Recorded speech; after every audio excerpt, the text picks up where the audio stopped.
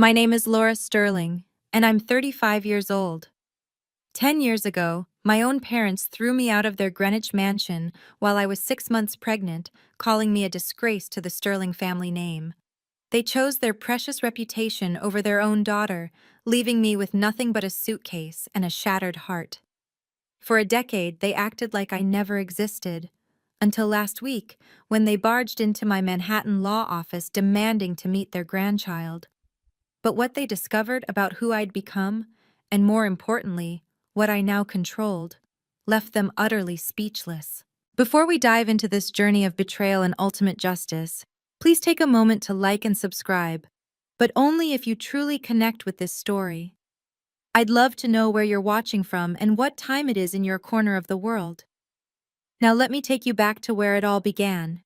Picture this. May 2014, New Haven, Connecticut. I'd just walked across the stage at Yale Law School, my magna cum laude diploma still warm in my hands. The Sterling name, my name, had opened every door before I could even knock. My father, Richard Sterling, ran Sterling Industries, a pharmaceutical empire worth hundreds of millions.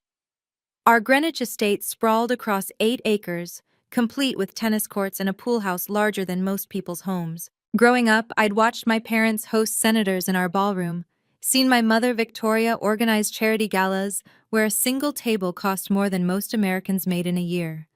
The Bentley in our driveway, her collection of Hermes bags, his Patek Philippe watches, these weren't just possessions. They were proof of our position, our untouchable status in Connecticut's old money society. But here's what nobody knew. Sterling Industries hadn't always belonged to my father. My grandfather, William Sterling, had built it from nothing in the 1960s, turning a small research lab into a pharmaceutical powerhouse. He'd died 2 years before my graduation, and I still remember how my father had barely concealed his relief at the funeral. Finally, I'd overheard him tell my mother, no more of his meddling. At Yale, I'd thrown myself into my studies, determined to make the Sterling name mean something more than just money. Corporate law, contract negotiations, trust and estate planning, I absorbed it all. My professors called me brilliant. My classmates called me driven. My parents called me their future legacy. If only they knew how right they were, just not in the way they imagined. Because 3 weeks before graduation, everything changed with 2 pink lines on a pregnancy test. The father was James, a fellow law student who'd already accepted a position at a London firm. When I told him about the pregnancy, he'd gone pale, mumbled something about bad timing, and transferred to the UK program within a week. No goodbye, no forwarding address, just a text saying he wasn't ready for this kind of responsibility. I never heard from him again. But here's the thing. I was ready. At 25, with a Yale law degree and my whole life ahead of me, I made the choice that would define everything. I would keep this baby. I would be a mother. Yes, it would be hard. Yes, it would change my carefully planned trajectory. But holding that positive test, I felt something I'd never experienced in my perfectly curated life. Pure, unconditional love for someone I hadn't even met yet. I spent 3 weeks preparing what I'd say to my parents. They'd be shocked, certainly. Disappointed, probably. But surely they'd come around. This would be their first grandchild, their legacy continuing into the next generation. I practiced the words in my apartment mirror. Mom, Dad, I have news. It's unexpected, but it's wonderful. The strange thing was, nobody had mentioned my grandfather's will since his funeral. The lawyers had handled everything quietly, my father had said, brushing off my questions. Nothing you need to worry about, sweetheart. Your trust fund is secure. But sometimes, late at night, I'd remember how grandfather used to pull me aside at family dinners. Patience, Laura, he'd whisper, his eyes twinkling. The best things come to those who wait and watch. I should have paid more attention to those words. I should have wondered why the estate lawyers kept calling, only to be told by my father that everything was handled. The drive from New Haven to Greenwich usually took 3 hours. That day in late May, It felt like 3 minutes and 3 years simultaneously. My hands gripped the steering wheel of my Honda Civic, the modest car I'd insisted on buying myself, much to my parents' embarrassment. A Sterling in a Honda? My mother had gasped. But I'd wanted something that was mine, purchased with money I'd earned tutoring undergrads. As I pulled through the iron gates of our estate, memories flooded back. There was the oak tree where I'd built a fort at age 7, convinced I could live there forever. The rose garden where my mother had taught me that appearances were everything. Even the thorns must be perfect, Laura. The library where grandfather had read me stories, always ending with, "Remember, little one, real power isn't what people see, it's what they don't see coming." My father's navy Bentley sat in its usual spot, polished to a mirror shine. Through the window, I glimpsed my mother's latest acquisition, a Kelly bag in that specific shade of orange that cost more than most people's cars. The house itself rose before me like a monument to success. Limestone and glass, 3 stories of architectural perfection featured in Town and Country magazine just last year. I parked beside the fountain, a marble monstrosity my mother had imported from Italy. My reflection in the car window showed a young woman in a simple sundress, 6 months pregnant but carrying it well. I'd rehearsed this moment 100 times. They loved me. They'd raised me. Surely that would count for something. Taking a deep breath, I walked up the front steps and rang the doorbell. It was the last time I would ever announce myself at my childhood home. My mother opened the door herself, unusual, since we had staff for that. Her smile was practiced, perfect, the same one she wore for charity photographers. "Laura, we weren't expecting you. How were your finals?" "I graduated, Mom, magna cum laude." I stepped into the foyer, my heels clicking on Italian marble. "Wonderful. Your father's in his study. Richard, Laura's here." He emerged, bourbon in hand despite it being barely noon. His face held that expectant look, the one that said I'd better have good news about job offers from white shoe firms. "Actually, I have something to tell you both." My heart hammered as we moved to the living room. They sat on the cream sofa, a $30,000 piece from Milan. I remained standing. "I'm pregnant, 6 months along." The silence stretched like a taut wire. My father's face went from confusion to comprehension to something I'd never seen before, pure rage. The bourbon glass shattered against the fireplace. "What did you say?" His voice was deadly quiet. "I'm having a baby. I know it's unexpected." "Unexpected?" My mother's laugh was sharp as crystal breaking. "It's a disaster. What will the board members think? What will everyone at the club say?" "I don't care what they—" "You don't care?" My father stood, his face now purple.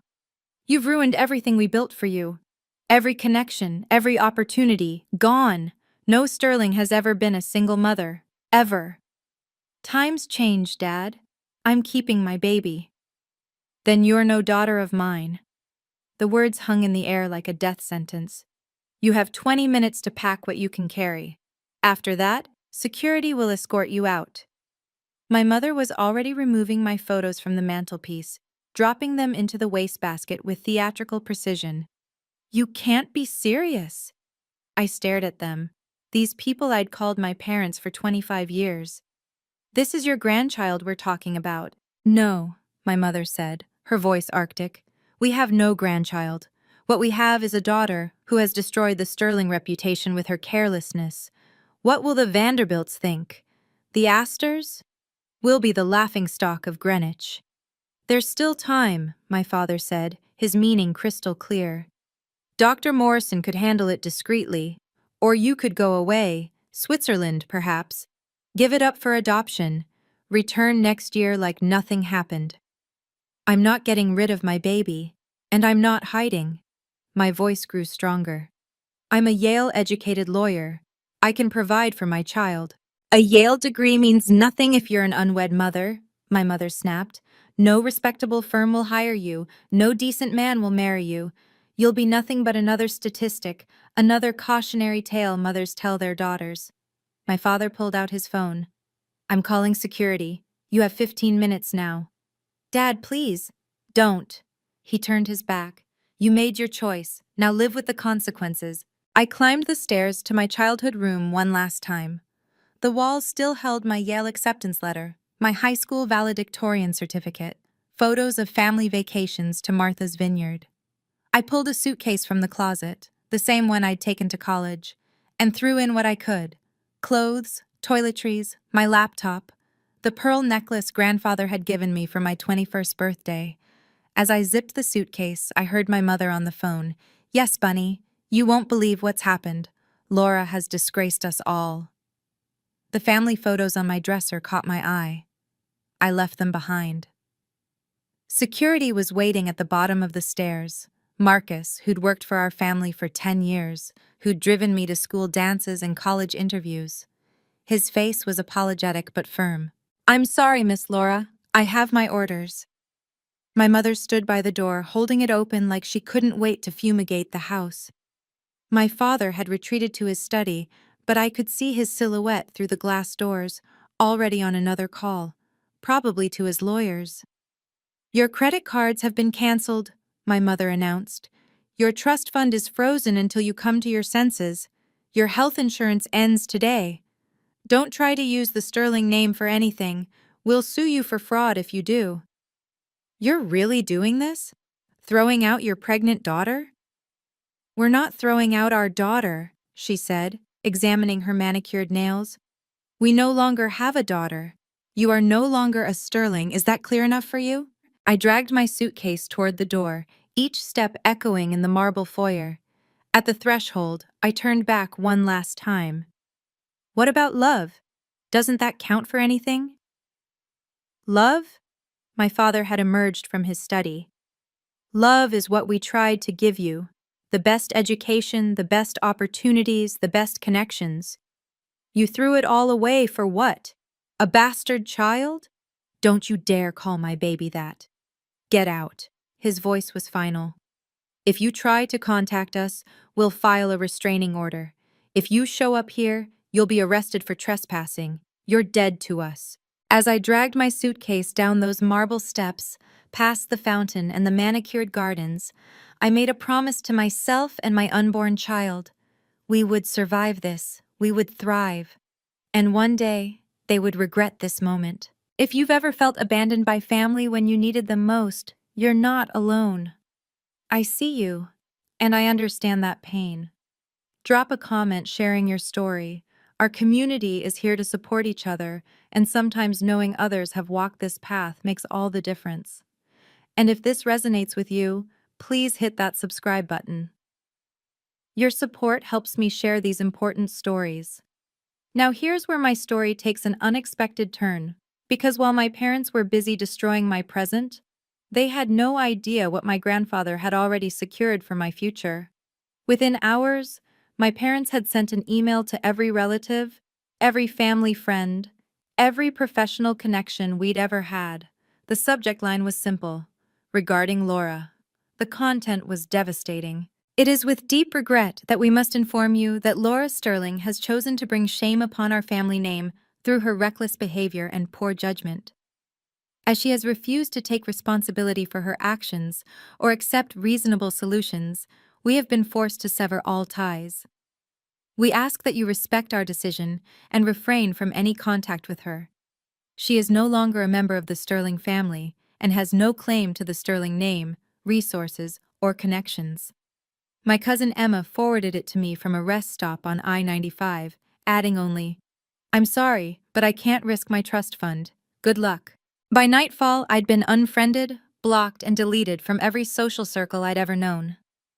The president of the Yale Alumni Association called to inform me that my membership had been reassessed. The country club sent a formal letter revoking my family membership. Even the doorman at my parents' Manhattan pied-à-terre had been instructed not to acknowledge me. But here's what struck me as odd. Even in my devastation, not once did they mention grandfather. William Sterling, who'd built everything they were so proud of, who died just 2 years ago. It was like he'd never existed. The lawyers from Morrison and Associates had called 3 times that week, according to my phone records. But my father had told me everything was handled. Standing in that cheap motel room off Route 95, counting the $2,000 in my checking account, I wondered what grandfather would think of all this. He'd always said the Sterling name meant something more than money. I was about to learn how right he was. The roadside inn charged $49 a night, cash only.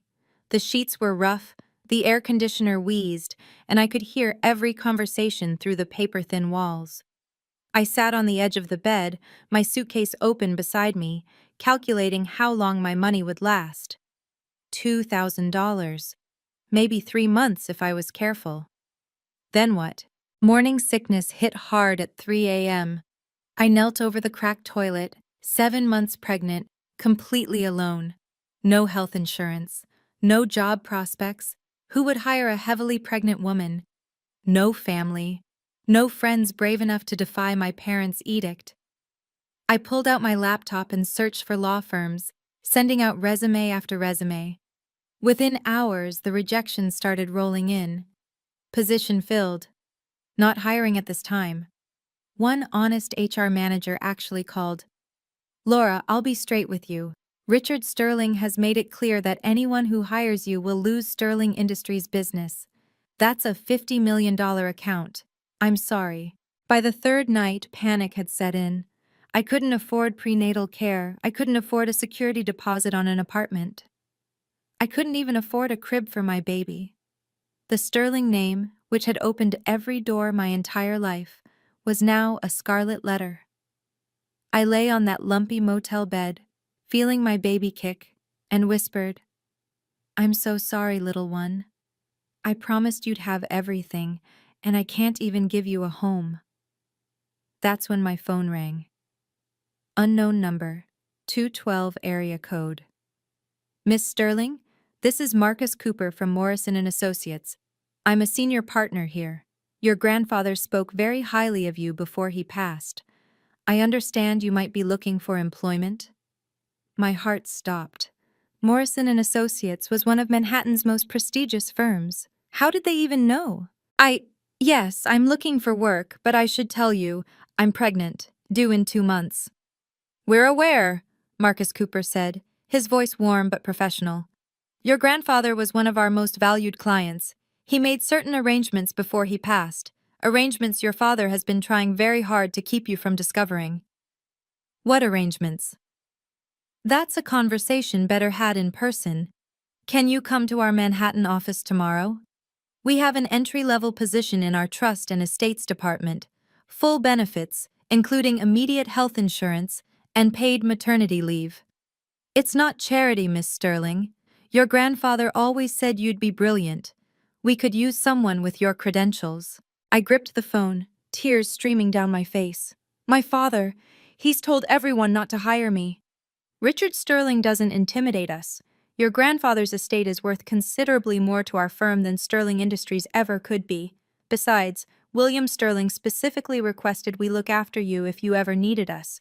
He seemed to anticipate this exact situation." "He did?" "Your grandfather was a very perceptive man. He once told me, 'My son values the wrong things. But Laura has my spirit. She'll need protection from her parents' pride. Can you be here at 9 tomorrow morning?'" Yes, absolutely." "Good. And Miss Sterling? Bring any documents you have regarding your grandfather's estate, any communications from lawyers, any papers your parents might have had you sign. Your grandfather left very specific instructions, but we need to verify some details." As I hung up, I remembered something. 2 weeks after grandfather's funeral, my father had me sign some papers, routine estate documents, he'd said. I'd been grieving, trusting, but I'd kept copies in my cloud storage, a habit from law school. Maybe grandfather had protected me after all. Sophie was born on a rainy Tuesday in July at Mount Sinai Hospital. I labored for 16 hours alone, gripping the bed rails, with only a kind nurse named Patricia holding my hand. When they placed her on my chest, this perfect, tiny person with her grandfather's eyes, I sobbed. Not from pain, but from a love so fierce it took my breath away. "She's beautiful," Patricia whispered. Anyone here with you? No, just us. Those first years were brutal. Morrison and Associates had been true to their word. The job was real, the health insurance covered everything. But being a single mother in Manhattan on an entry-level salary meant 60-hour weeks, pumping breast milk in bathroom stalls, and falling asleep over case files with Sophie in a bassinet beside my desk.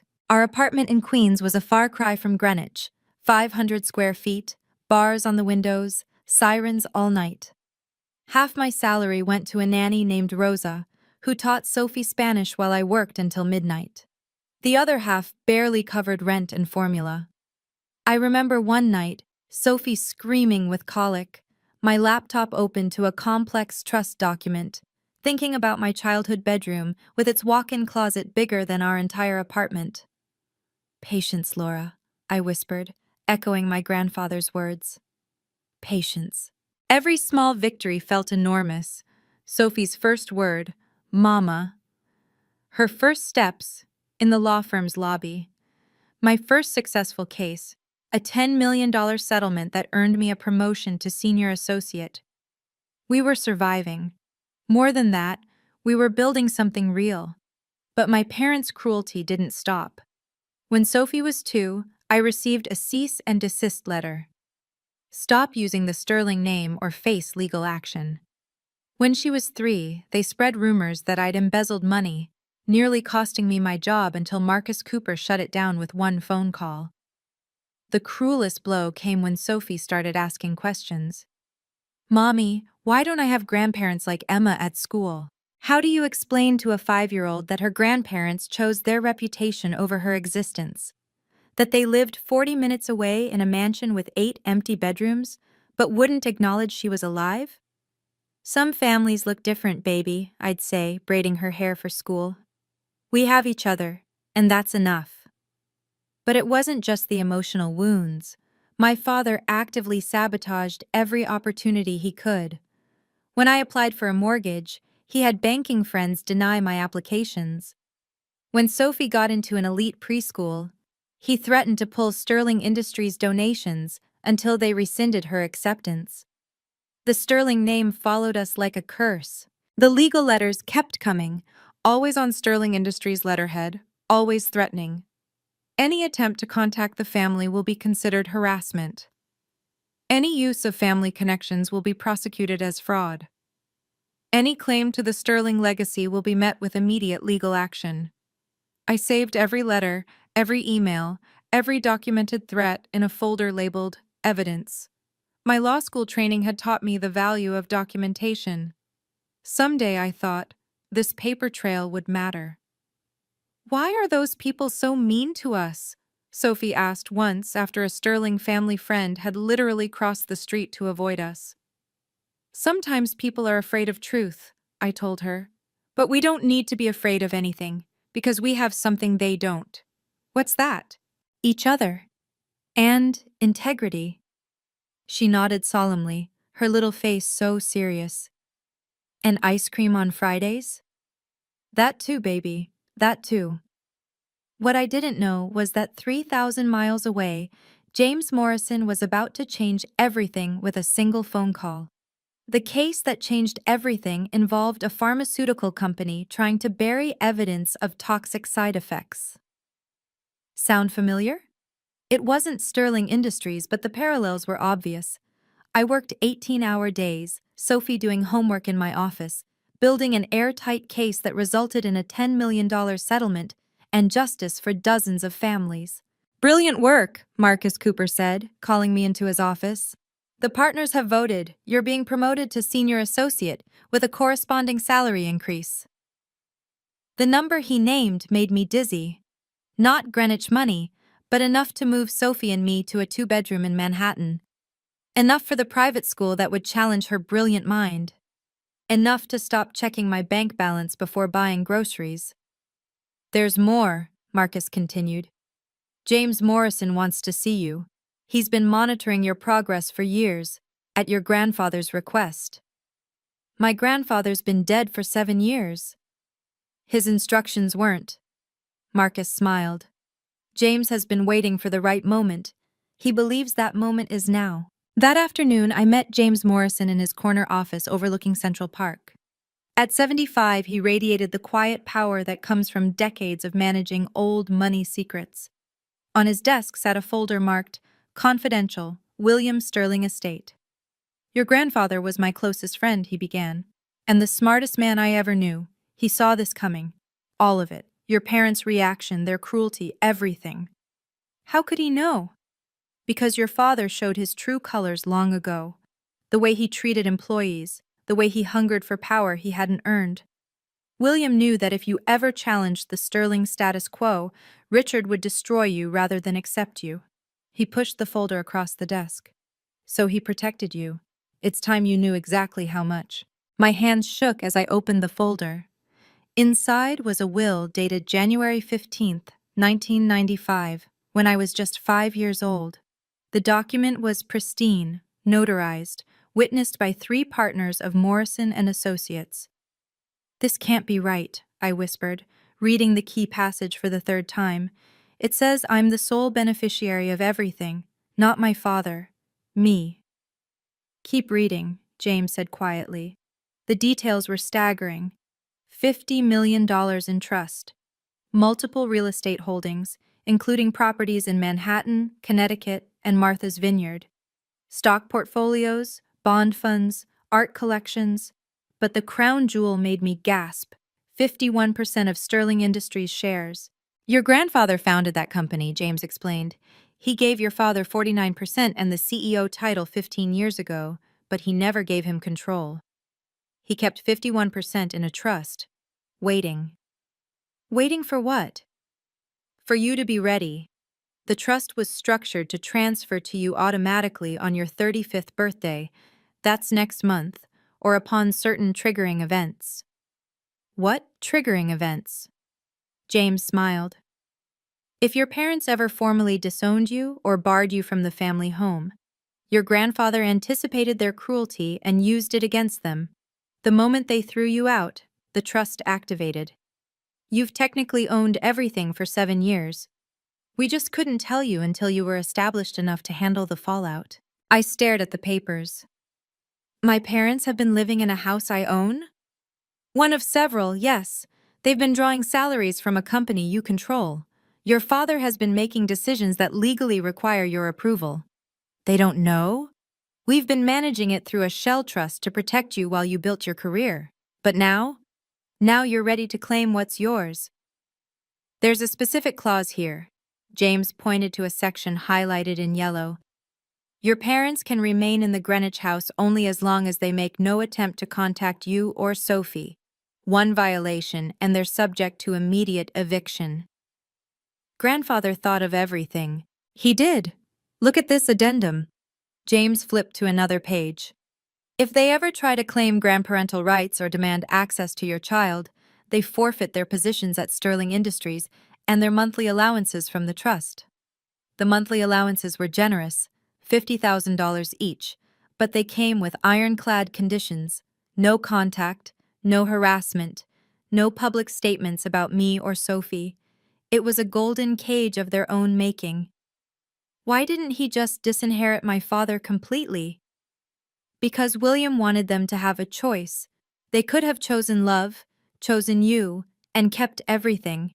Instead, they chose pride and lost control without knowing it.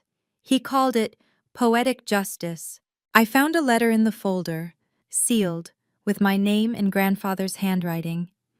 Inside, his message was brief. My dearest Laura, if you're reading this, then your parents have shown their true nature. I'm sorry for the pain they've caused you, but know this. I saw your strength from the day you were born. Your father values money and status. You value truth and justice. Sterling Industries needs a leader with integrity. The documents in this trust ensure that when you're ready, you can restore honor to the Sterling name. All my love, Grandfather. So what happens now? I asked James. Now we wait for them to come to you, and they will come, Laura. Your father's been making questionable deals, thinking he has full control. The board is getting restless when they learn who really owns the majority shares. He smiled. Well, that's when things get interesting. Can you imagine discovering your grandparents secretly protected you all along? That while your parents were busy destroying your life, someone who truly loved you had already secured your future? Like this video if you believe in karma and that justice, though sometimes slow, always finds a way. Share it with someone who needs to hear that their pain isn't permanent, that tables can turn in the most unexpected ways. Now let me tell you about the day my parents finally showed up at my door, completely unaware that the power dynamic had shifted entirely. 5 years passed. 5 years of careful preparation, building my reputation, and watching from a distance as my father made increasingly desperate decisions. Sterling Industries' stock had dropped 30% under his leadership. 3 board members had resigned. Whispers of mismanagement grew louder. Meanwhile, I thrived. At 34, I became the youngest managing partner in Morrison & Associates history. My corner office on the 40th floor had views of the entire city. Sophie, now 10, was a straight-A student at Branson, speaking 3 languages and winning science fairs with projects about pharmaceutical ethics. A pointed irony not lost on me. We lived in a penthouse on the Upper East Side, not ostentatious, but elegant. Sophie had stability, excellence, and most importantly, love. We'd built a chosen family. Marcus Cooper became her uncle figure, Rosa stayed on as our housekeeper, and Sophie's beloved abuela. And James Morrison played the grandfather role my father had rejected. Then came the news I'd been expecting. Sterling Industries was hemorrhaging money. A failed merger, an FDA investigation, and a class action lawsuit had left the company vulnerable. My father needed board approval for a desperate refinancing plan. What he didn't know was that I'd been quietly reaching out to board members, introducing myself as William Sterling's granddaughter, letting them discover on their own who held the majority shares. The annual charity gala is next month, James informed me over lunch. Sterling Industries is the primary sponsor. Your parents will be there as honored guests. And the board wants to meet you. They're planning to call an emergency meeting that same week. Your father has no idea what's coming. I looked at Sophie's photo on my desk. Confident, brilliant, kind. Everything my parents had tried to destroy. Then it's time they found out exactly who they threw away. The Childhood Cancer Foundation Gala was the social event of the year. 500 of New York's elite gathered at the Plaza Hotel. Sterling Industries had sponsored it for 20 years, their banner hanging prominently above the stage. My parents would be at Table 1, accepting an award for their generous support. I'd received my invitation from the board directly. Table 12, strategically placed where my parents couldn't see me until the right moment. The program listed me as Laura Sterling, Managing Partner, Morrison & Associates, with no mention of my connection to the sponsors. But first, I had something else to arrange. The emergency board meeting was scheduled for Tuesday, 3 days after the gala. The agenda, distributed to all board members except my father, had one item: vote of no confidence in CEO Richard Sterling. "Are you ready for this?" Marcus asked as we reviewed the plan in my office. "I've been ready for 7 years. They'll fight back. Your father won't go quietly.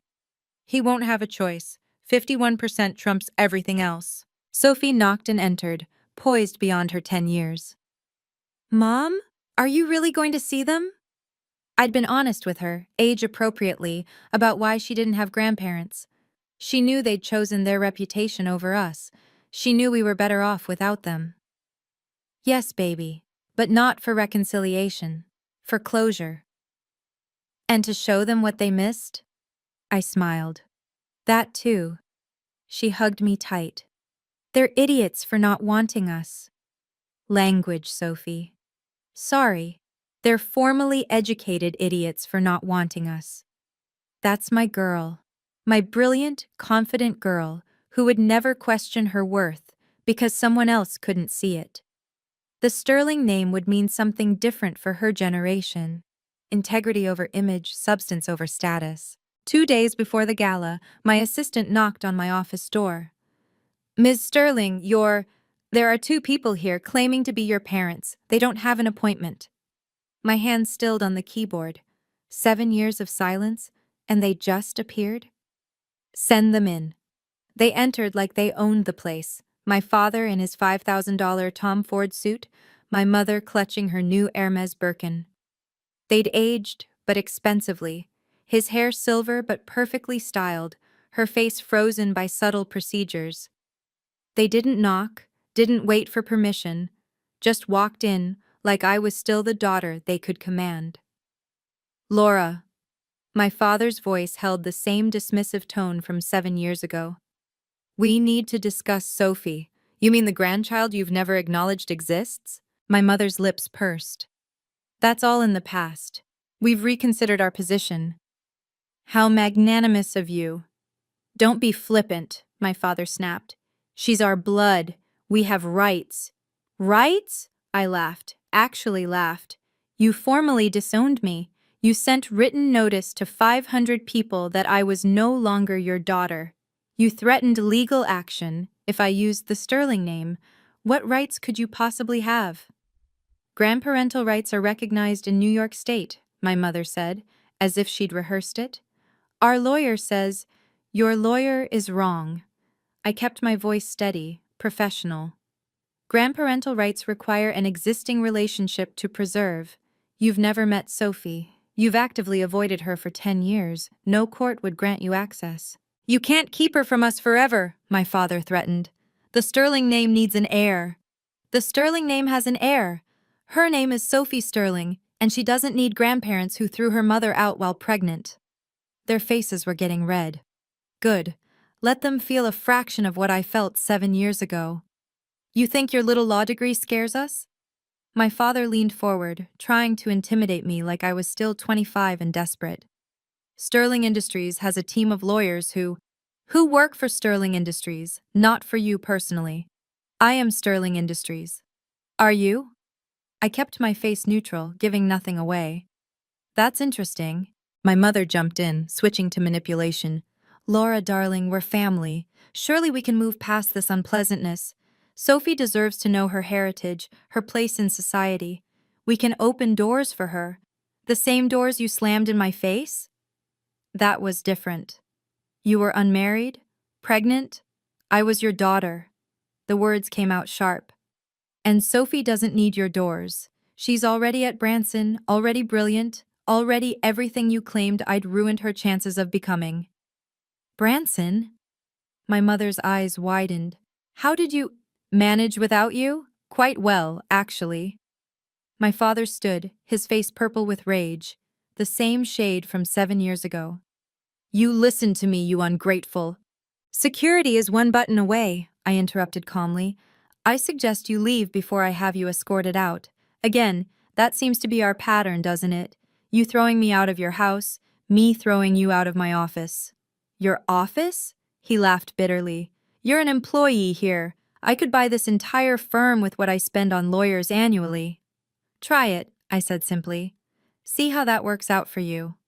They exchanged glances, confused by my confidence. They still saw me as the desperate pregnant girl they'd discarded. They had no idea that I'd been holding royal flush for 7 years, waiting for the right moment to play it. I stood, moving to my office safe with deliberate calm. The combination clicked open and I withdrew a folder, not the original documents, of course, but certified copies James had prepared for this exact moment.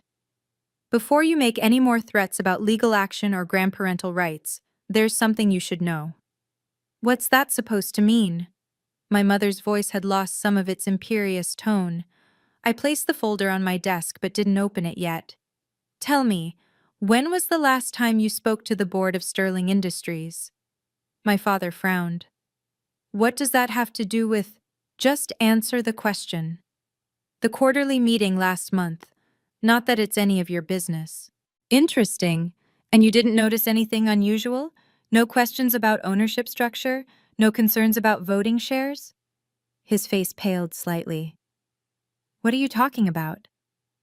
I opened the folder, pulling out the first document. This is a certified copy of William Sterling's last will and testament, dated January 15, 1995. I placed it where they could see it. You'll note the beneficiary section. My mother snatched it up, her Botoxed forehead trying unsuccessfully to furrow. This can't be real.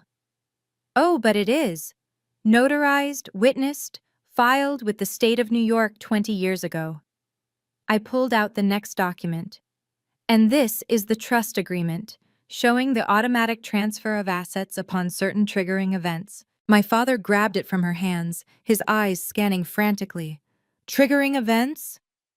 Yes, such as formally disowning his granddaughter, barring her from the family home, sending written notice that she's no longer a Sterling. I smiled. You did all three. In writing, to 500 people. The papers shook in his hands. This can't be legal. I've owned 51% of Sterling Industries for 7 years, I said, each word measured and clear. Every decision you've made, every merger, every acquisition, technically required my approval. The board knows now. They've known for 6 months.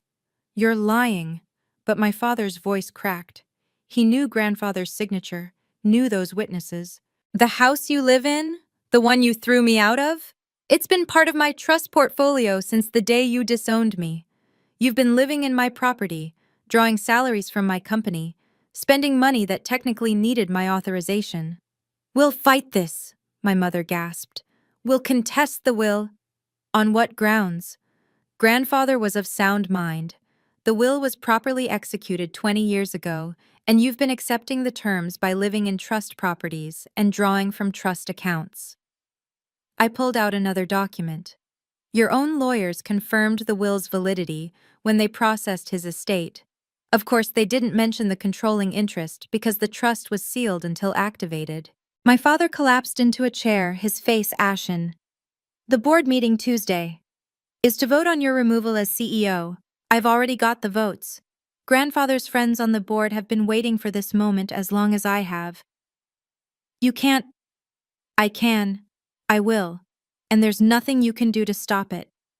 I pressed my intercom. Security to the 40th floor, please. Wait, my mother pleaded, her composed facade cracking. Laura, please. We're your parents. No. You made it very clear 7 years ago that you weren't. You chose reputation over relationship. Grandfather knew you would, and he made sure that choice would cost you everything. 2 security guards appeared at my door. My parents looked between them and me, finally understanding that the power dynamic had completely reversed.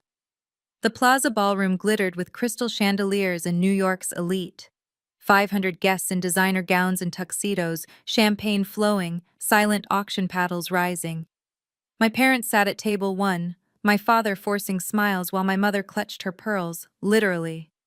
I entered through a side door, my Oscar de la Renta gown in midnight blue flowing perfectly. The Tiffany diamonds at my throat, purchased with my own money, caught the light. Heads turned, whispers started. Laura Sterling, the disowned daughter, was here. The board members at table 3 nodded to me, the mayor's wife waved, the gossip columnists perked up like bloodhounds catching a scent. Then came the moment I'd been waiting for. The foundation president took the stage. Ladies and gentlemen, before we honor Sterling Industries for their generous support, I'd like to announce a change in tonight's program. Please welcome the new chairwoman of Sterling Industries Board of Directors, Ms. Laura Sterling. The gasps rippled through the room like dominoes falling. My father shot to his feet, his face purple. My mother's champagne glass shattered on the floor. I walked to the stage with measured steps, passing their table without acknowledgement. The microphone waited, 500 pairs of eyes watched. Good evening, I'm Laura Sterling, granddaughter of William Sterling, who founded Sterling Industries with a vision of ethical pharmaceutical development. I paused, letting that sink in. As the majority shareholder and new board chair, I'm pleased to announce a complete restructuring of our corporate leadership, effective immediately. You can't do this, my father's voice carried across the ballroom. I looked at him directly for the first time. Actually, I can. Security? The plaza security team was already moving, having been briefed beforehand, but I raised my hand, stopping them. Let him speak. Let everyone hear. "This is a coup," my father shouted, his composure completely shattered. "She's stealing what I built." "What you built?" I kept my voice calm, the microphone carrying every word. Sterling Industries was founded by William Sterling in 1963. You were given a position, not ownership, and that position is now terminated. A server appeared at my parents' table with an envelope on a silver tray. The eviction notice, served with style. My mother opened it, her face draining of color. 30 days? 30 days to vacate my property, I confirmed into the microphone. The same amount of time you gave me when I was 7 months pregnant, though I'm providing moving assistance, which is more than you offered. The room was dead silent. Everyone knew the story, how the Sterlings had disowned their pregnant daughter. Now they were watching karma unfold in real time. "Our lawyers," my father started, "have already been informed that Sterling Industries will no longer require their services. In fact, every major firm in the city has been notified about the change in leadership. You'll find it difficult to secure representation, especially since you'll be paying personally, not through company accounts." Board member Charles Whitman stood up at table 3. "The board fully supports Ms. Sterling's leadership. The vote was unanimous." "You planned this," my mother accused, loud enough for everyone to hear. "No, mother. Grandfather planned this. He knew exactly who you both were. He protected me and Sophie from your cruelty before you even had a chance to execute it." My father tried one last desperate move. "What about Sophie, our granddaughter? The granddaughter you've never met? The one you called a bastard and a mistake? She wants nothing to do with you." As if on cue, Sophie walked in through the main entrance, 10 years old, poised, wearing an age-appropriate but elegant dress. She'd been waiting in the anteroom with Marcus, watching on the closed-circuit feed, and we'd agreed she could come in if she felt comfortable. She walked directly to the stage, ignoring the table where my parents sat frozen. I helped her up the steps and handed her the microphone. "Hello," Sophie said, her young voice clear and strong. "I'm Sophie Sterling. I'm 10 years old, and I'm here to support my mom." The audience was captivated. This was the child my parents had rejected, and she was magnificent. "Some people think family is about blood," Sophie continued, "but I learned that family is about choice. These people," she gestured to my parents without looking at them, "chose their reputation over my mom and me before I was even born. They're not my family. My family is my mom, who worked 18-hour days to give me everything. My uncle Marcus, who taught me chess. My abuela Rosa, who makes sure I never forget where strength really comes from. And my grandpa James, not by blood, but by choice, who reads to me every Sunday." She looked directly at my parents then, her gaze steady. "You gave up the right to know me before I existed. And seeing you now, I understand that was the best gift you ever gave me, freedom from your conditional love." The silence was deafening. Then someone started clapping. Then another. Soon the entire ballroom was applauding, except for 2 people sitting frozen at table 1.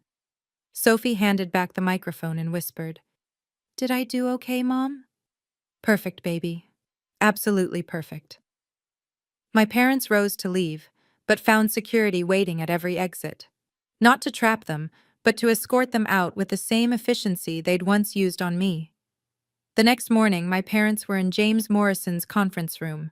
They looked haggard, aged 10 years overnight. The society pages were brutal. Sterling Heiress's Sweet Revenge and Karma Comes to Greenwich dominated the headlines. I sat across from them, James beside me, the final document spread between us. "Here's what's going to happen," I said. "You have 2 choices. Option 1, you sign this agreement. You get a modest condo in Florida, a monthly stipend of $5,000 each, and basic health insurance.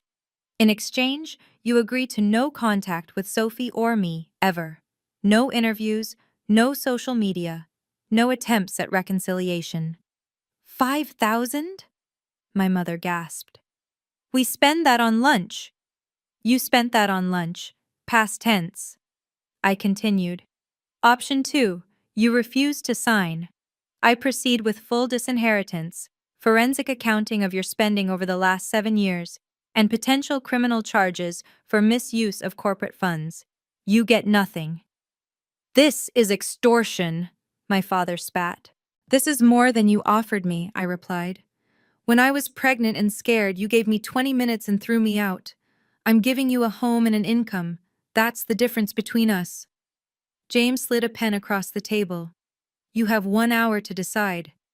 What about Sophie? My mother asked quietly. Will she ever know us? She knows everything she needs to know about you. If she ever chooses to reach out as an adult, that will be her decision. But I doubt she will.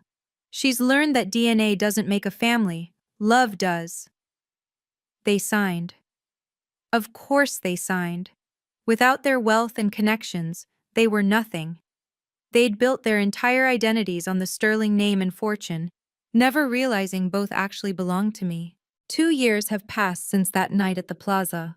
Sterling Industries, under my leadership, has pivoted toward ethical pharmaceutical development. We've settled the lawsuits my father created, implemented transparent pricing, and our stock has risen 40%. The company my grandfather built finally reflects his values again. My parents moved to a 2-bedroom condo in Boca Raton. They get their monthly allowance and they've kept their end of the bargain. Complete silence. I heard through the grapevine that they tell their neighbors they're retired teachers. The irony isn't lost on me. Sophie, now 12, just won the National Science Fair with a project on making insulin affordable for all patients. She wants to be a doctor, not a lawyer. No offense, Mom, but I want to help people directly. She's in therapy to process everything, because I believe in breaking cycles, not perpetuating them. The Greenwich House has been transformed into the William Sterling Foundation, providing housing and support for pregnant women rejected by their families. 23 women and their children live there now, in the rooms where I was once told I was a disgrace. My office wall displays 3 photos: Sophie at her science fair, grandfather and me when I was 5, and our chosen family at last Christmas, Marcus, Rosa, James, and us. The Sterling family portraits that once hung in Greenwich? I donated them to a museum studying the sociology of American wealth. Let scholars analyze what went wrong. Mom, Sophie asked me recently, do you ever regret not having your parents in your life? No, baby. I regret that they chose pride over love. I regret that they missed knowing the amazing person you are. But I don't regret protecting us from people who only offer conditional love. She nodded, then grinned. Plus, we got their house and company, so karma's pretty cool. That's my girl. It's my... Last month, while organizing grandfather's old study in the Greenwich House, now an office for the foundation, I found a letter he'd hidden in a copy of King Lear. It was dated just weeks before his death. My dearest Laura, if you're reading this, then everything has unfolded as I feared and planned for. I've watched your father become consumed by status, and your mother lose herself in society's mirrors. But you, my dear one, you have my father's heart, the immigrant who built this empire with calloused hands and fierce dreams. I knew about the pregnancy. Marcus Cooper called me the day you contacted him about jobs. I could have intervened then, forced your parents to accept you. But I knew that would only delay the inevitable. They would have made your life and Sophie's miserable with their conditions and judgments. So I let them show their true selves, knowing the law would protect you when they did. Every cruel word they spoke, every door they closed, tightened the legal noose they never saw coming. Your father always underestimated paperwork. He never understood that true power isn't in bank accounts or boardrooms, it's in properly executed documents and patient strategy. Sophie will change the world. I saw it in a dream, a brilliant girl with your eyes and my stubbornness, healing people. Your father's greed hurt. The Sterling name will mean something again because of you both. Live beautifully, love freely, and remember, the best revenge is a life well lived, documented, and properly notarized. All my love. Grandfather P.S. Check the frame of this letter. My original Sterling Industries share certificate is hidden inside. a reminder that everything built can be rebuilt better. I had the letter framed in my office, certificate and all. Sophie reads it sometimes, understanding that love can transcend death when it's properly planned for. Today, Sophie is thriving at Branson, captain of the debate team and youngest member of the bioethics committee. She's dating a sweet boy named David whose parents are teachers, real ones. When she introduced him to me, she said, "Don't worry, Mom. I made sure his family values love over money. I learned from the best." I'm engaged to Dr. Michael Chen. We're changing his name to Dr. Michael Cooper to avoid any confusion with the Sterling business legacy. He's a pediatric surgeon who runs free clinics on weekends. He met Sophie first, actually, when she was volunteering at the hospital. She approved him before I even knew he existed. "Mom, I found you someone who saves kids and doesn't care about trust funds." My parents? Still in Florida. Still silent. I had someone check on them once. They're healthy, their condo is clean, they joined a book club. They're living the middle-class life they once scorned. Sometimes I wonder if they're happier without the burden of maintaining their facade, but I doubt they'd ever admit it. Sterling Industries just announced a program providing free insulin to families making under $50,000 annually. The board fought me initially, until I reminded them who owns 51%. The program is called the William Sterling Legacy Initiative. Grandfather would have loved that. The family lawyers, Morrison and Associates, now have a pro bono division helping women escape abusive families. We've won every single case.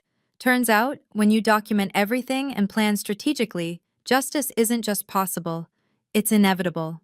Marcus walked Sophie down the aisle at her mock trial competition last week. "Every girl needs a father figure," he said, "and blood doesn't determine who deserves that honor." She won the case, arguing for corporate accountability and pharmaceutical pricing.